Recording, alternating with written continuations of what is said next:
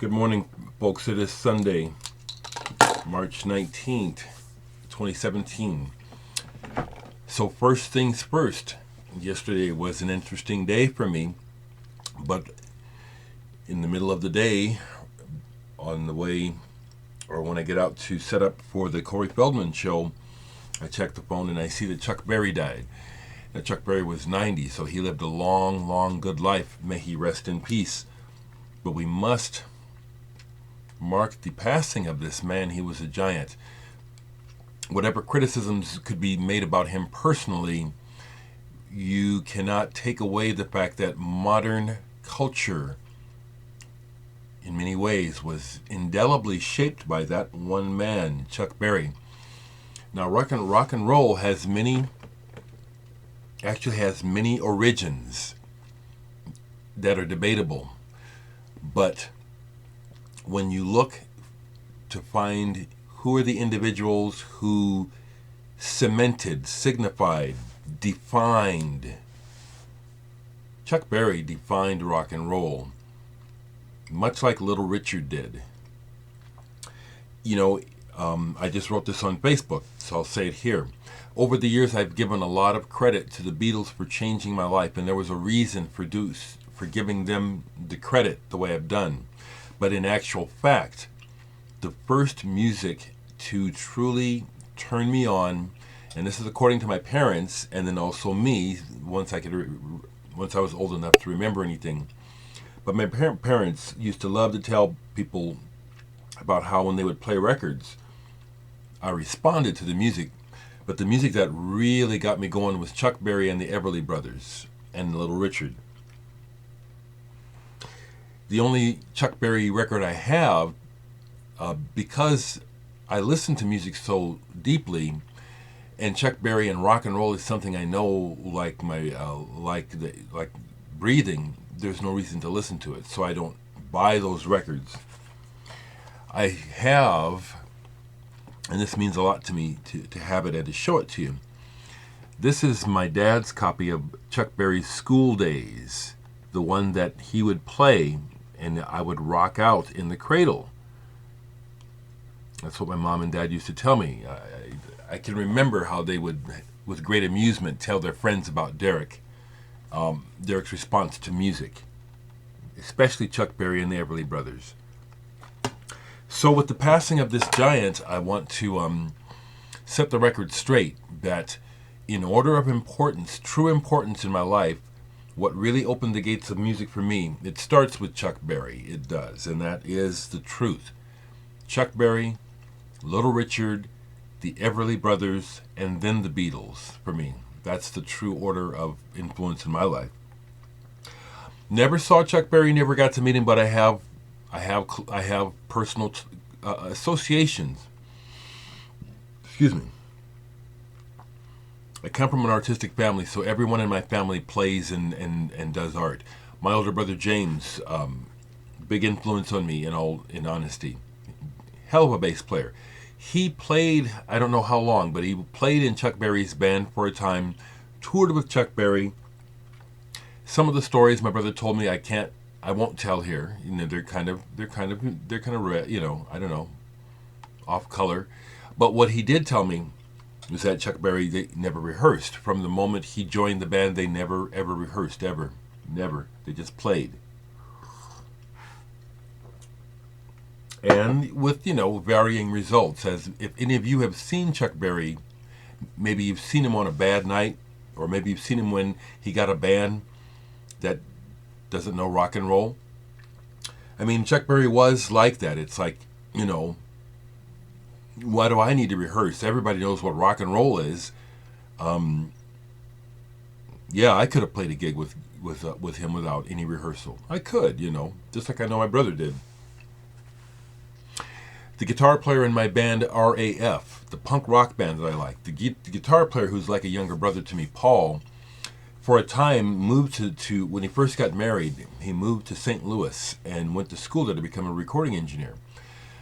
Consequently, it turns out he somehow ended up befriending Chuck Berry to the point that Paul would go on car rides around St. Louis with Chuck Berry in Chuck Berry's Cadillac. that's pretty cool. So I can share those things, and also this, an original beat to hell but barely placed copy of his School Days, the one that I rocked to in a cradle as a little baby.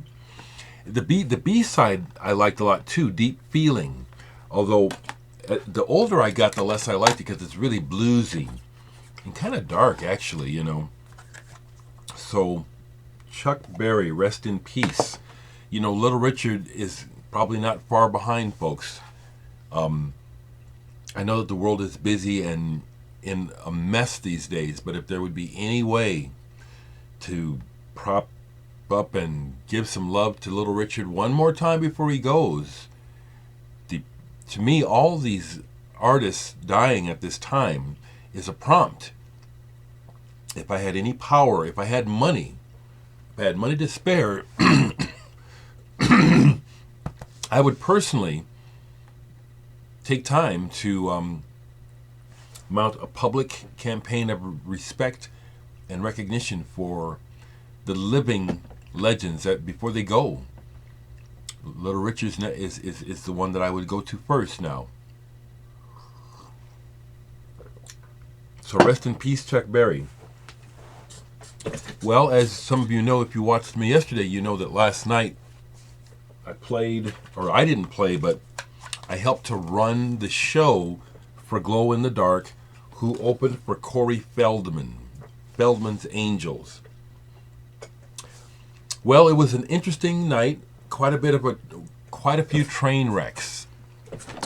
I kind of thought that things could go a little haywire. They did. Let me just first say that Corey's bus broke down supposedly on the way here, and so they were late. Doors opened at 7. Show was supposed to start at 8. Glow in the Dark was the first band. They didn't play until 10:30. So when Corey comes in, when they arrive with the Angels and stuff, you know, it's after 8. You know, they were really late. So it's hectic, and the atmosphere is stressed, okay? So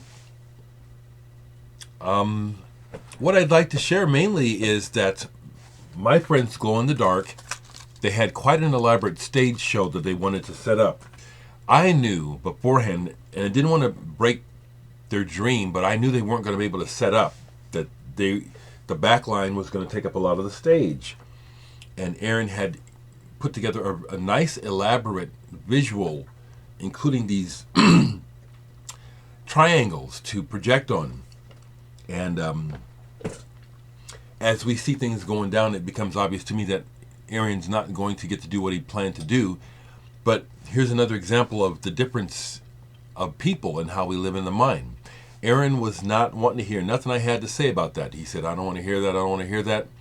He was just determined that even in the face of the stage just getting fuller and fuller with Corey Feldman stuff once they got there, he was determined. He had put in too much work on this visual show. He was going to pull it off somehow. And even though he couldn't set the stage up with the props the way we had it set up originally, there wasn't enough room. He got everything on the stage. Aaron is amazing to me, okay?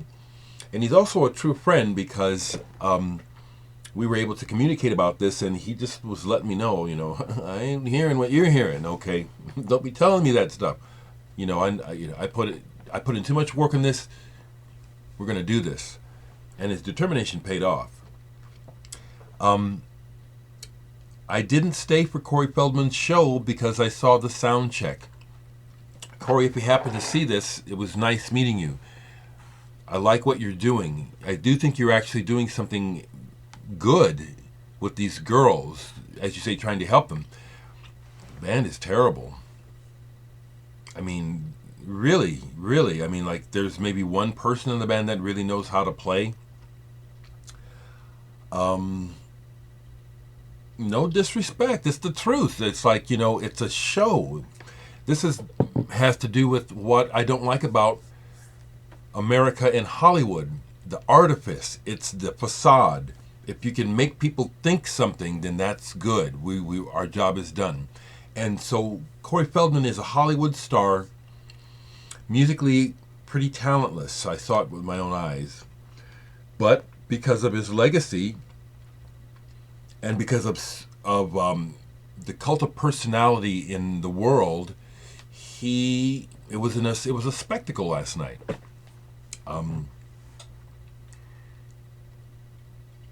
I'm glad I got to be a part of it. I left before he played because it was late. I mean, he didn't even play. He didn't hit the stage till after midnight, and but I got to meet him, and the way that I got to meet him is a Dereck moment, and I like these moments. I say that we live in the mind all the time because it's true. Most people really don't seem to understand that. But everything, what it means, the only real meaning it has is what it has to us, okay? I'm prefacing that by saying that the things I'm sharing with you may have no meaning to anyone else but me. And that's fine because I can't live in your minds, okay? So, over the years, as I've gone to a lot of shows and had the chance to meet people and play with artists, I've always loved when I meet artists who aren't well known, but I know them, talking to them because I know about them. And many times I've blown people's minds, wow, you know a lot about music. Nobody knew that about me, Marky Ramone of the Ramones, Don Preston of the Mothers of Invention come to mind right away. There's more. But, so I'm in the area of the place where the show was at last night, which was restricted while they're doing the sound check, but I'm part of the show, so I'm there. Most of the other band members who were there waiting to set up weren't paying any attention to Corey. They're all up in the corner blabbing and socializing like most people do. Fine. Myself, I hung over near the stage by watching the band's equipment, glow in the dark equipment, because they have some sensitive equipment.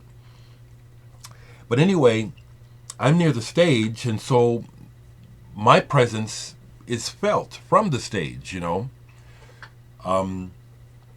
I watch Corey as he sets up and going through all this stuff, and then I watch the sound check, and see what they can do. And, they're just okay. But when they're done, he comes off stage, walks off, was about to just walk back to the bus, but looked up directly at me with that look of, who are you? I need to know who you are. And that's what he said. So, how you doing, man? What's going on? And I just said, welcome to Omaha. I'm with one of the earlier bands. Welcome to Omaha. Just the look that he gave me. Again, we can only go through our perception, so what I thought I saw may not have been there. But I've seen this before in many people of all types. I get this eye contact, and it's like the person searches my eyes, like, are you the one? Can you help me? It was there. I see it. I unmistakably see it. It's part of why I have the reputation I have here in Omaha. It's like I don't volunteer to be a free counselor, but it happens a lot. It does. So that was significant to me. Not only that I got to meet Corey, but that I didn't go out of my way. He came over and met me. Yeah, I like that. That's my story. And that's the one, and that's what happened. I love it. So, another interesting night. I could talk. There's so much to say. I will continue to let you folks know that I am in business. I am a musician.